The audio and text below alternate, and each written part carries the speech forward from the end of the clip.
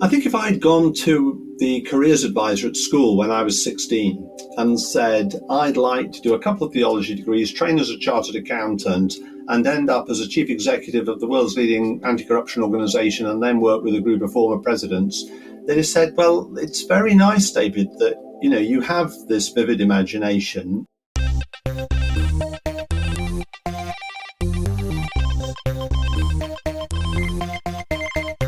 Hello and welcome to the Difference Makers podcast, brought to you by Chartered Accountants Worldwide.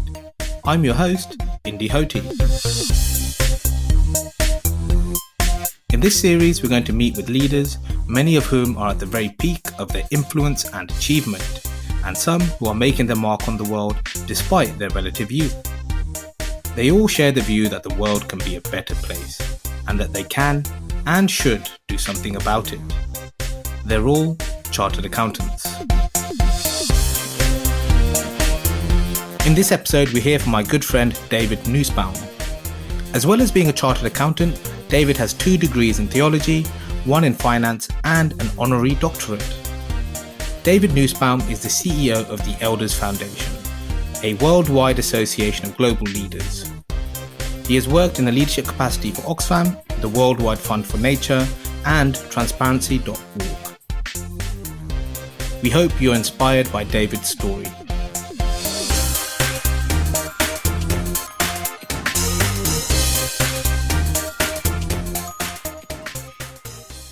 I'm David Nussbaum. I'm currently the Chief Executive of the Elders and also the Senior Independent Director on the board of Drax Group plc.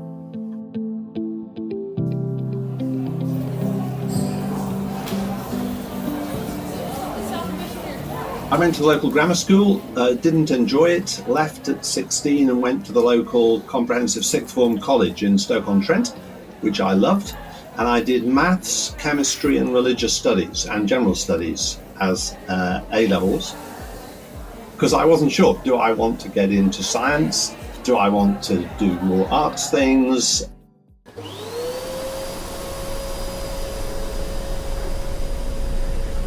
I took a gap year before I went to university and spent just over a year cleaning floors and toilets in the local psychiatric hospital, which was quite an experience. And then I went to university and studied theology. And I enjoyed that very much.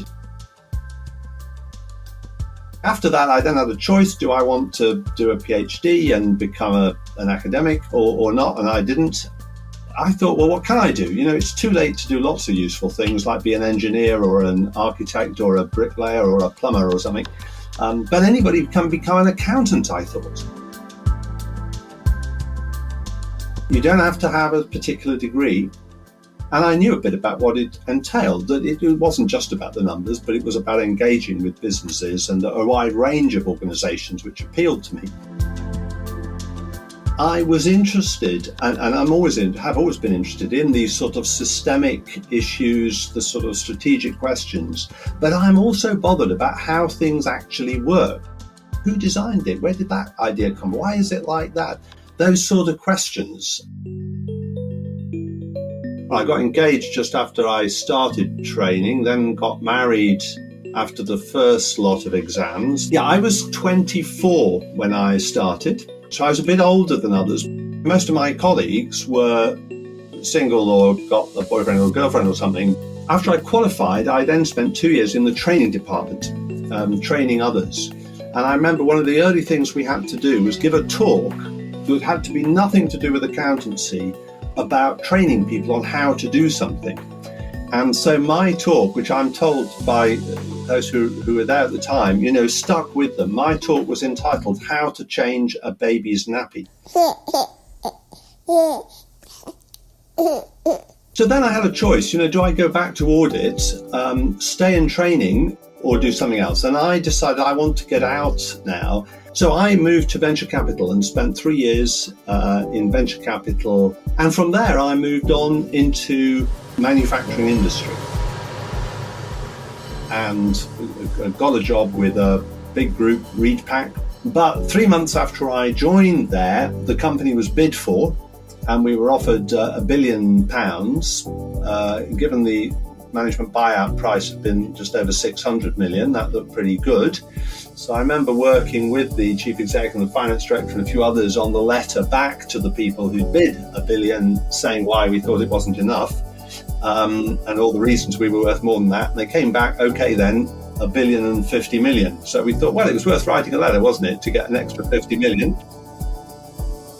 But I was then able to join one of the bits of what they bought that in fact they didn't want.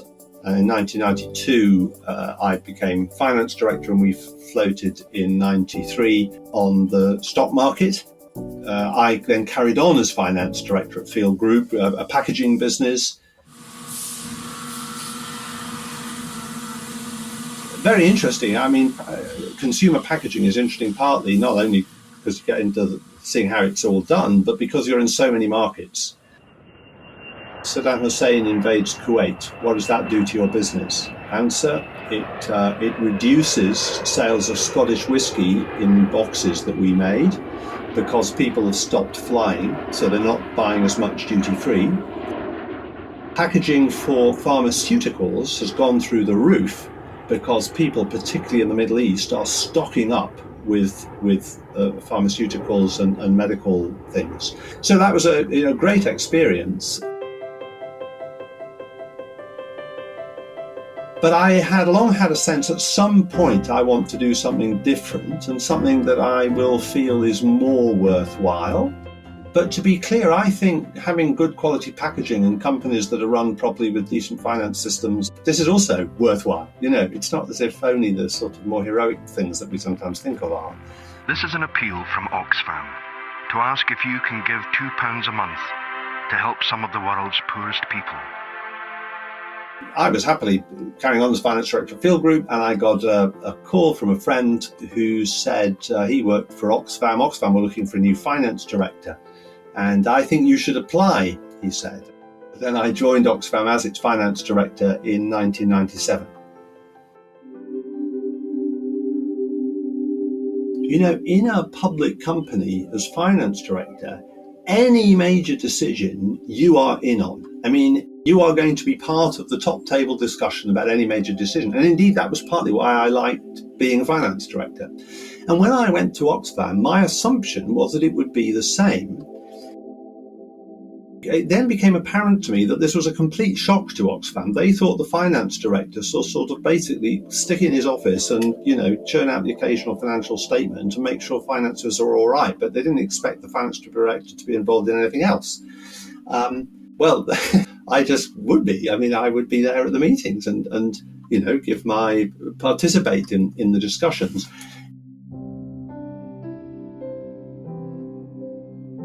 So I think part of what I brought to Oxfam was integrating finances and numbers into the organisation's work and heart. And that applied not only to the technical finance side, but also to numbers and the importance of being rigorous with numbers.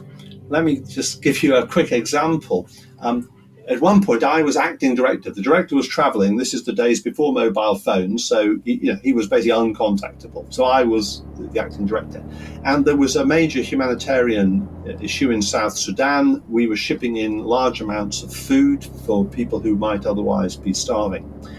And I remember the emergencies team had come to me and we were discussing the details of the programme and the cost and so on. And they said, right, so the way we've done the calculations is 2 kilograms of grain per person per day. And that needs to be shipped in on trucks from Lokichokio. And we've therefore then we've got to have planes to distribute it and so on. We've done, this is how it all works. So I said, hang on, 2 kilograms per person per day? I said, no, I don't think that's right. And they sort of looked at me, well, what do you know? You're the finance director. You don't know about this. You do financial numbers. So I said, well, I understand this is your area, but after this meeting's over, could you please check that you're very sure that this is the right number? Because the reason was I used to make my own bread when I was a student. And I thought 2 kilograms, like if you can make it into flour, 2 kilograms a day, there's no way that people who start are not going to need 2 kilograms per person per day. So anyway, somebody very sheepishly came back a few hours later to say, we have checked, actually, sorry, it's 0.5 kilogram per person per day. All right, okay, so that's 1/4 of the lorries, 1/4 of the, etc.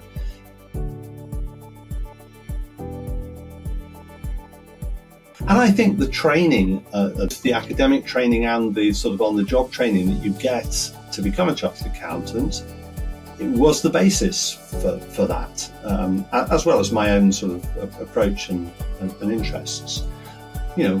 Oxfam was lobbying on the way international tax happened, and again, my engaging with them and challenging them on the numbers they were coming up with and thinking through how does this really work like that?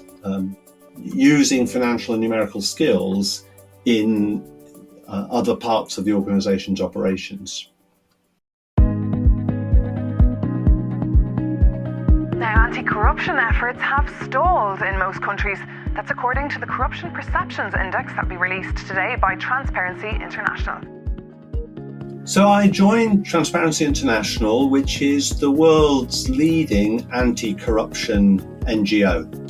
It has national chapters in about 100 countries, each of them independent.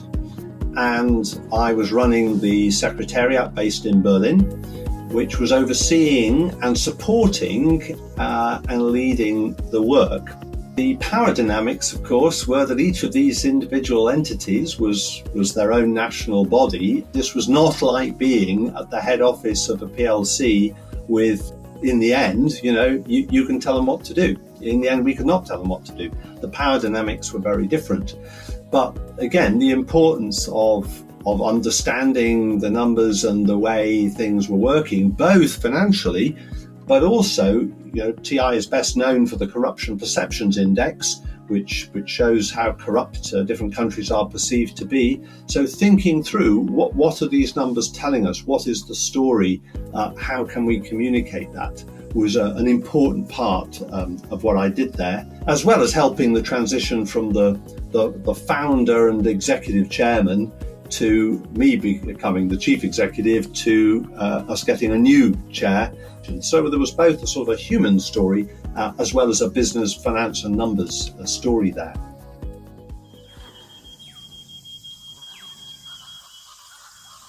After Transparency International, I moved to WWF, the environmental charity, and became chief executive of the UK operation, trying to work for a future where people and nature thrive. In fact, people and nature thrive was my 4-word way of capturing what WWF was about and trying to get over that it's not just about the animals, it's also about making sure that nature and people are in harmony. Many of the skills we've talked about already were equally important at WWF. Evidence and what works, how do we know it works, will what worked here work there? All those sort of skills are important. And one of the issues that I increasingly picked up and became in the end chair of WWF's Global Climate and Energy Initiative, when you get into climate, of course, there are numbers everywhere about everything.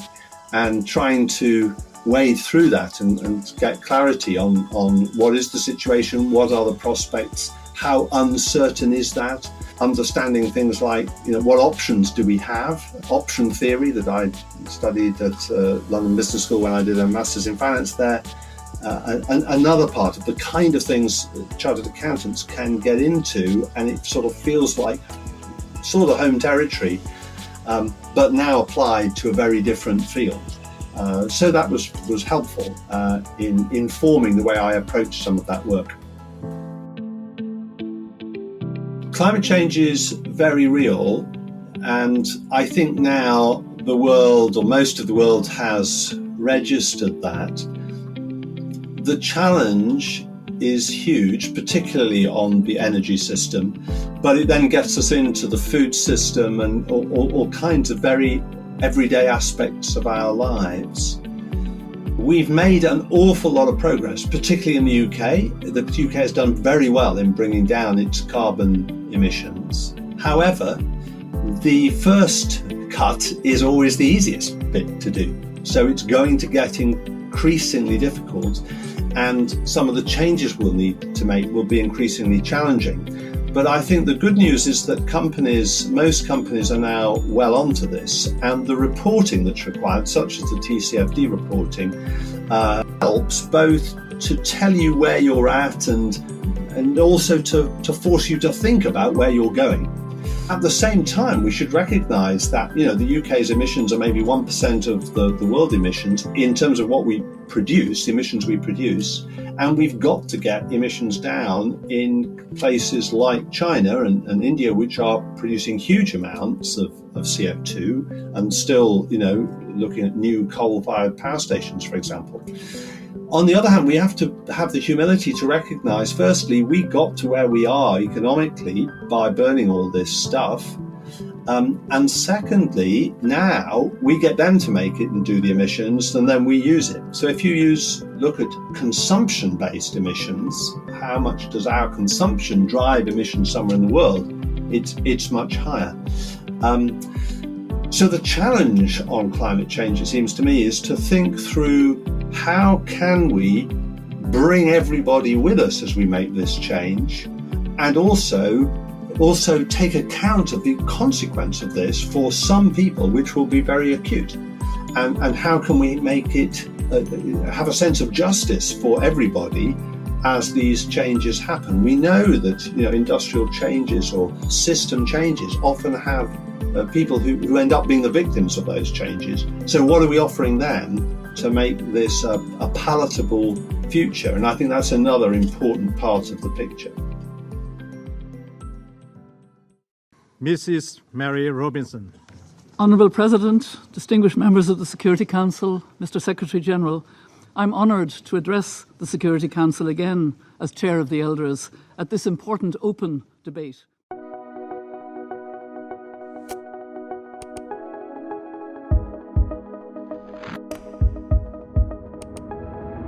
The Elders is a small group of about a dozen former global leaders, statespeople, mainly former presidents of countries around the world. We've also had former UN Secretaries General and some other prominent people. And the Elders work on peace, justice and human rights. And essentially what they're trying to do is to persuade current leaders to take more account of what ordinary people's experience is, and to lead with a greater sense of ethics and purpose for the good of all. This group of elders, they will support courage where there is fear, foster agreement where there is conflict, and inspire hope where there is despair. And my job is to run and lead the secretariat which supports the work that the Elders do, and also to suggest to them what that work should be. In the end, it's their decision what they do, but we do the work of creating the strategy and then delivering on it. And what the Elders can do ranges from, at the one end, writing a letter to somebody or making a phone call, or more publicly publishing an op-ed or an article or a blog or a podcast, to the more intensive end, which is going to have a physical meeting face-to-face with a current leader. And, we've had, and these are substantive meetings, say for an hour, and they are private. But, sitting in those meetings with the President of China or with the Pope or President Macron or whatever, these are moments when current leaders are talking with people who they would regard as their peers of some years ago. And so they will probably listen in a different way. Also, of course, we don't come bearing any threats. I mean, we can't invade your country or send drones to bomb you or impose economic sanctions. We're not threatening anything. we're just coming with experience and wisdom of this group of people who've experienced what it's like to be in top office, to offer their insights, wisdom, encouragement and challenge to those currently leading in often very challenging circumstances.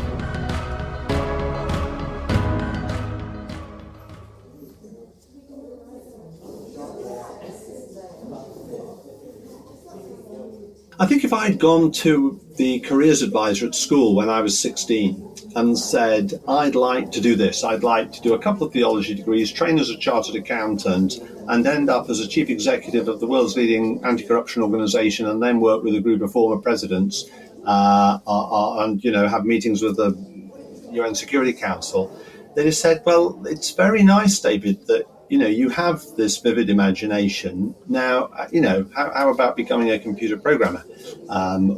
Sorry, I'm nothing against computer programmers. We need computer programmers. But what training as a chartered accountant did was to bring the combination of a rigorous discipline with a systemic understanding. So when you're looking at a business or an organization as an accountant, and indeed as an auditor, as I mainly was training initially, you've got to look at the whole. How does this all fit? How does this work? How does it connect? How does what's happening here have an effect over there? How does what's happening outside the organization impact on the organization? But you've also got to apply those tools in a rigorous way and look at the evidence and evaluate, what do we make of this? Does this evidence bear the weight that we want it to bear? What counter evidence might there be? Those skills of thinking about the big picture, thinking about the connections, and then applying rigor to the specifics. These are skills which are hugely important across a wide range of organizations, businesses, sectors, industries, etc.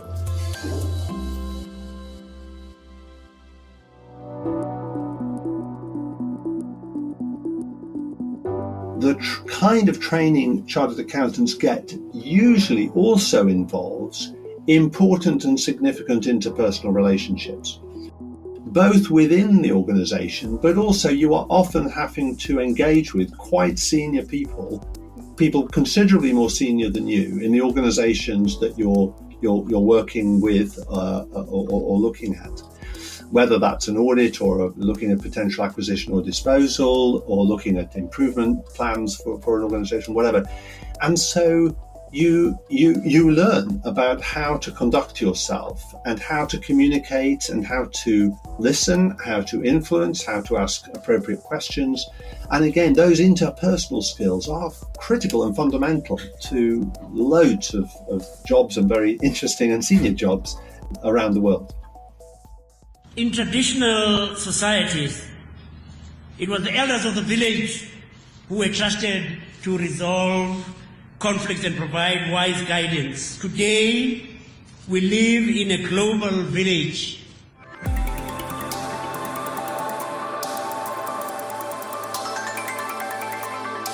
One of the themes that the elders have is the importance of hope.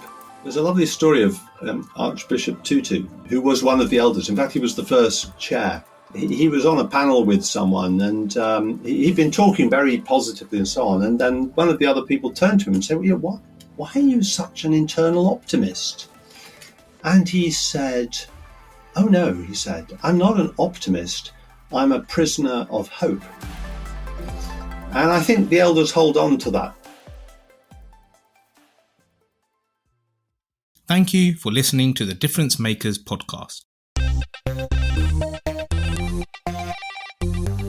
The world needs leaders with vision, capability, and compassion. Some of those leaders will and do come from chartered accountancy. Listen to other podcasts in the series on the Chartered Accountants Worldwide website and wherever you find your podcasts. If you like this podcast, why not take a moment to rate and review us on Apple Podcasts, Spotify, or whatever platform you listen on. It will really help us get the word out.